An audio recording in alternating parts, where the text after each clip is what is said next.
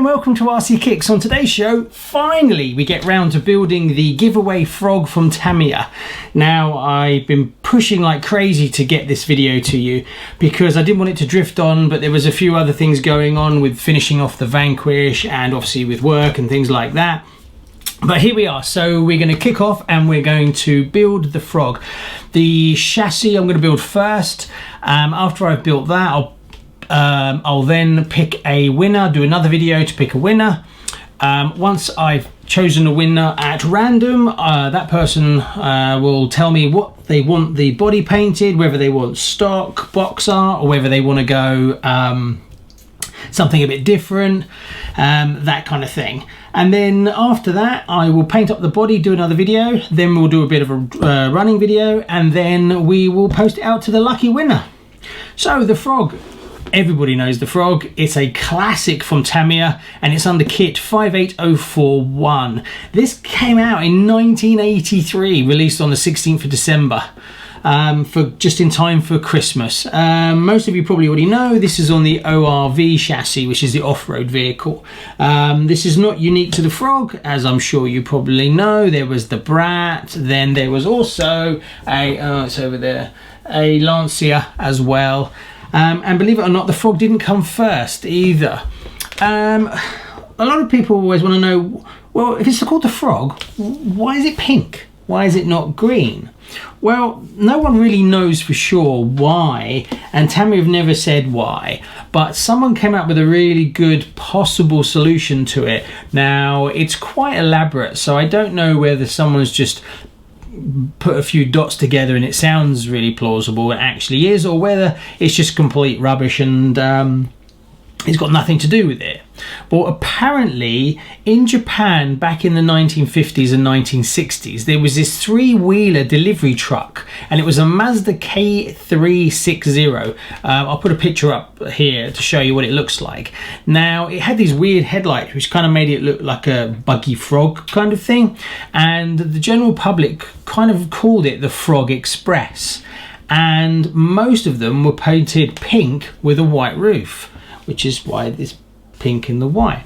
Now that's the kind of thinking that maybe that was the reason, because this was quite popular back then, and then whoever designed it just remembered that and put it in here, or whether that's just a load of complete BS. But anyway, it's a good story and I quite like it. The other thing is that most people know this is an old vintage buggy now because obviously it's been out for a while, and you know, from a technical point of view it's very old-fashioned looking, but this buggy actually won the 1984 German Nationals, and there was like 8 cars in the final and 6 of them were Tamiyas and they were frogs. So once upon a time this was a proper racer endurance buggy. It's been released quite a few times since then. So we had the original in 1983, and then it was reread in 2005, which was under kit 58354. That was a 1/10, pretty much identical to this one. Then Tamiya reread a Tamtec version of it, which was a 1/16 version of this car, and that was under 56701. Exactly at the same time in 2006 the Frog XB came out, and that was under kit 57756. And finally, bringing us right up to date, there's the Frog Comical that just came out in 2019, which is very different to this, but obviously it looks like it, but it's a completely different chassis and everything. So there's been a lot of versions of it, and I didn't realize just how many there were. Also, some of the early ones had a different bumper as well, and they were a lot smaller bumper, so I guess they're quite rare to find bumpers like that. Well, there you go. That's the history of the Frog. I have never built one, and I never had one when I was younger. They were just too expensive for me back in the day when I had a Grasshopper. And by the time I'd got the funds together to buy another car, the Falcon had come out. So this car was a little bit older, but I love the look of this car and I've always wanted one. So I'm hoping that if I build this and I give it away, it kind of takes that away and I don't have to buy myself another one. But if I really enjoy it, then I will buy another one. Right, there you go. So let's crack on, have a look in the box and see what we get for our money. Right, let's see what you get in the box.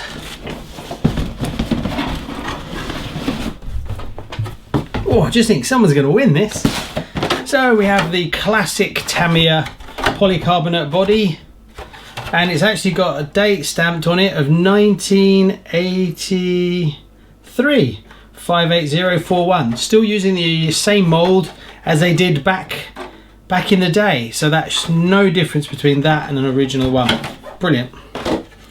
58041. Now that's got an 07 written on it. So I wonder if this is from 2007 and this one, oh no, that's got 07 written on it as well, but it's like a different number. So I wonder if these were originally etched. They're off the mold from 2003, but these originally came from 2007 remold. Yeah, maybe that's a 2007 batch. What else we got? We've got a classic electronic speed controller. The usual driver, Tamiya driver, nothing special there. The wheels, no different to the Grasshopper as far as I know. I think they're exactly the same. Could be wrong. Usual servos and little white bits and pieces. Then we've got our rear gearbox and swing arms. Tyres, the classic tyres that we all know and love. Then what else have we got? Oh, there's another big box here. So it says the Frog. Dun, dun, dun. Oh, I remember when this car was zooming around back in the day. It looked amazing because it had two aerials on it. So it looked really, really good. And it's kind of squat and long and yeah. So we have the chassis itself. Then what else have we got? Classic bumper. Gears, the two aerials I talked about, standard can motor,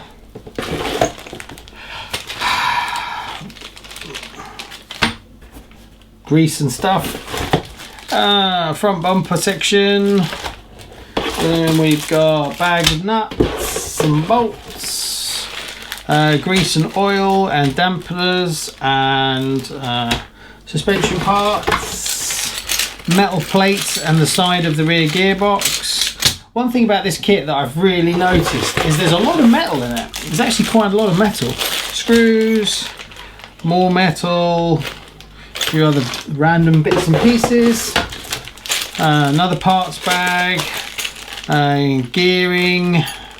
See, there's a lot of metal in this kit. So quite an expensive kit for Tamiya, I would have thought. And more screws, and that's it. Then we have, we have the manual, which is obviously handy. I'm guessing it's had the page removed where you plug the mechanical speed controller in. I'll have to have a look, see if I can find where it was missing. And the good old stickers. And that's it, that's pretty much all you get.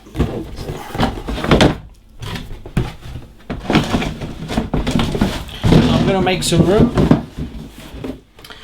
Right, page 1.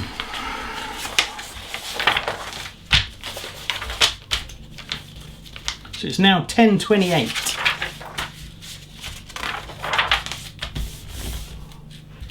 Page 1. So, first thing we need to do is cut out the main chassis. That is A. Now when you cut them out like this, a lot of you obviously know, you probably want to make sure you've got no bits sticking out or anything like that, because if you've got things sticking out, then they don't line up properly sometimes. You can take a bit of sandpaper to them if you really want to, but you have to be gentle with that kind of thing because you don't want to scratch it too much. But it's something to be mindful of when you actually, especially if it's a moving part like a door or a suspension part or anything like that, then you don't want them to foul up on the burr or anything.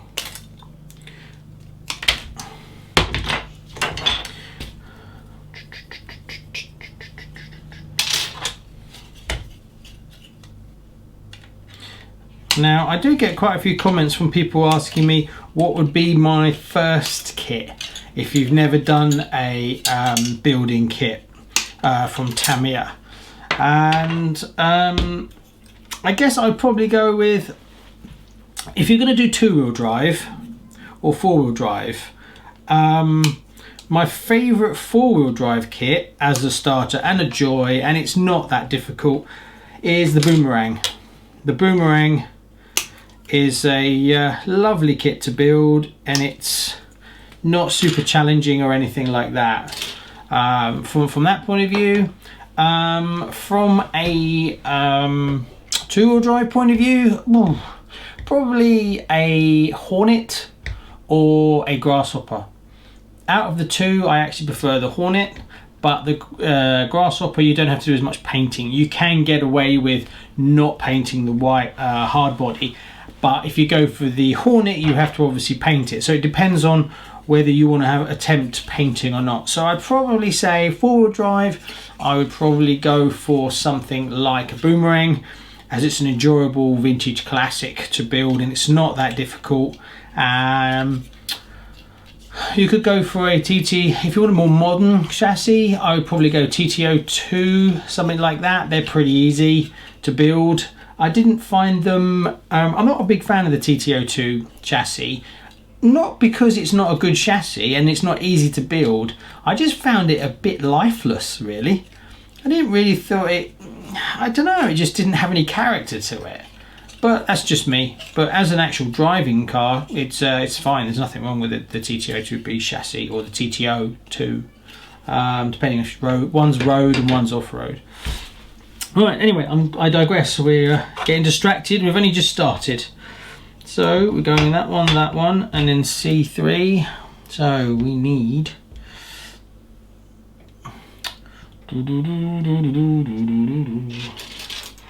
So that's the door. Don't really need those yet. And then we need the black piece. I've seen that. Where's that? There it is. One of these. This is what holds the front bumper on. Do we need these little bits and pieces? No. I think we use that one, which is C14. And then we use C14 is...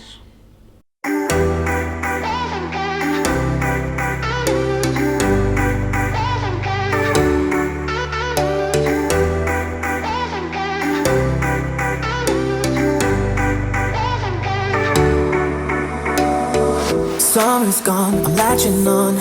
Don't even know your name, but you're still in my head. Underneath rays of gold, your body oh so close. No, I can't forget, no. When I saw you on the dance floor, oh, I saw you who saw me first. I guess it's history now and I shouldn't care, but it still hurts. I didn't realize the danger, cause you're the end of the rainbow. And the music was so loud, didn't catch your name over this crowd. Girl, you should wear a name tag, cause all I wanna do is to know your name. Girl, you should wear a name tag, that's the only way that I get your name. Girl, you should wear a name tag, it's too important to be your name. People go insane when you walk by. Girl, you should wear a name tag.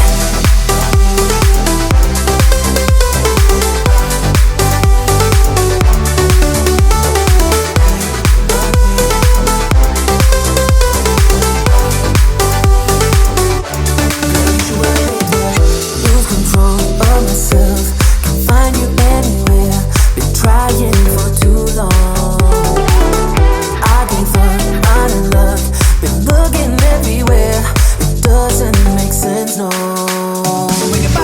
Cause I need you on the dance floor. 4 a.m. and we go home. I guess it's history now and I shouldn't care but it still hurts.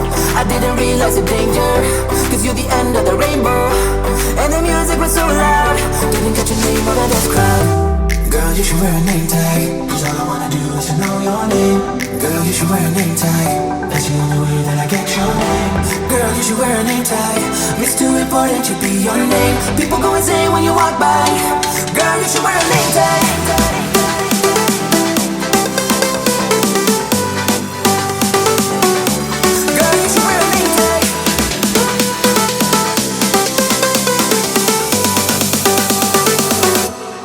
You should wear a name tag.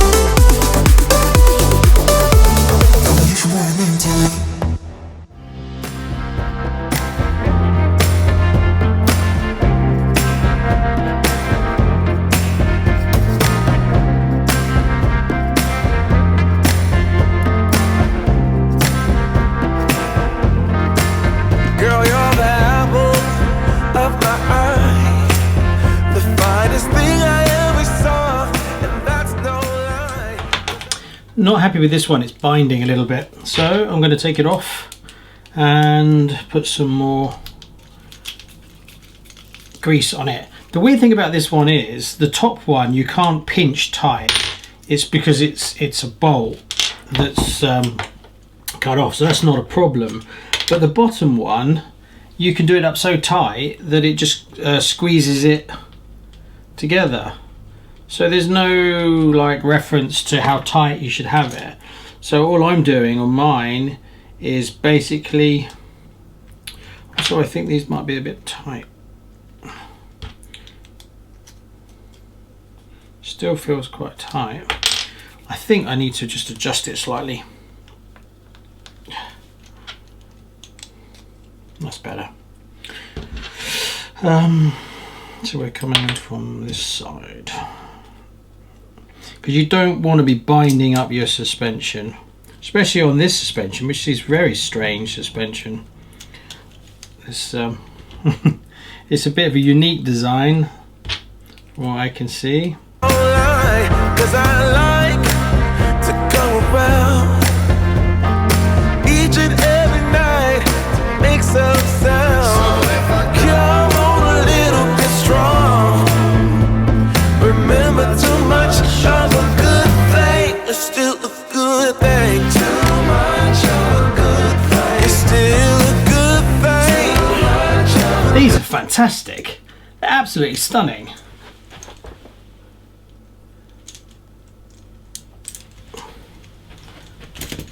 Beautiful bit of metal.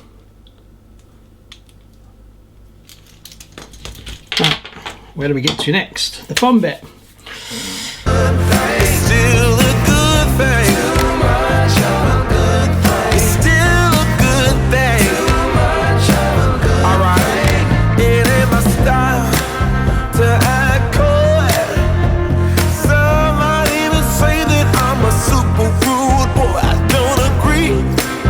No, just so you know, I'm a real gentleman. I'll prove it, I'll show. I might come on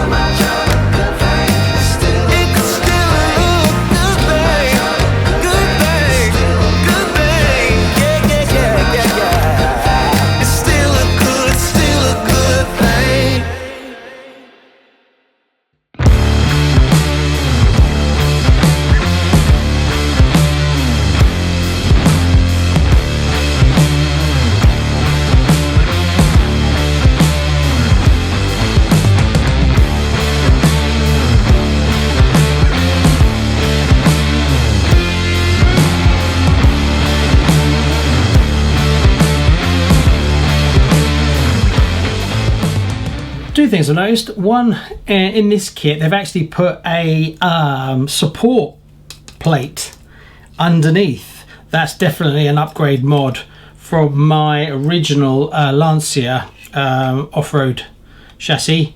So to stop this plastic plate snapping, they've actually backed it up with a second plate, which is really good. I might get one of those plates and put it on my Lancia.